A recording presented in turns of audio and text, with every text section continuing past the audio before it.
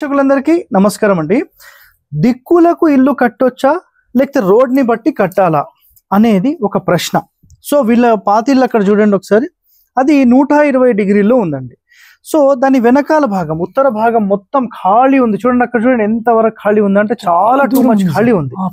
So almost ఒక 100 అడుగులు 200 అడుగుల ఖాళీ ఉంటే ఇప్పుడు ఆయన ప్రశ్న ఏంటంటే, సార్ మరి ఇప్పుడు అదే ఇంటి వరుసలో అంటే అదే ఇంటి పారులోనే కట్టాలా లేదంటే కట్టకూడదా అని మాట్లాడితే, నేను గతంలో ఒక వీడియో క్లియర్గా చేశాను. ఏం చేశానంటే, ఖచ్చితంగా రోడ్ని అనుసంధానించి మాత్రమే మనం ఇల్లు కట్టాలి, విదిక్కులకు కట్టొద్దు. అంటే దిక్కులు అని చెప్పి మనం విదిక్కులకి టర్న్ చేసి కట్టకూడదు అని చెప్పాను.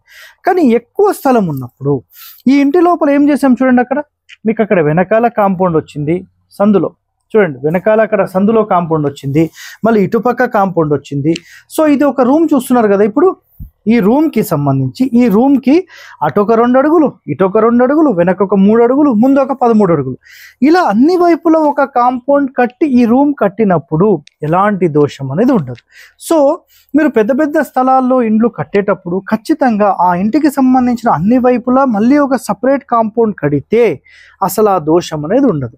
సో ఎలా కట్టాలనేది ఒక టెక్నికల్గా మీరు చూడాలనుకుంటే ఒక్కసారి ఇక్కడ చూడండి, ఇక్కడ. సో ఈ ప్లాన్ చూస్తే ఇది ఇల్లు, క్లిక్, ఇది ఇల్లు అండి, ఇది ఇల్లు. సో ఇటుపక్క ఖాళీ మళ్ళీ కాంపౌండ్, ఇక్కడ చూడండి ఇదంతా కాంపౌండ్ అండి, ఇదంతా కాంపౌండ్. సో ఇటుపక్క 3.5 ఇటు 2.5 ఇటు 2.5 ముందు 13 అడుగులు.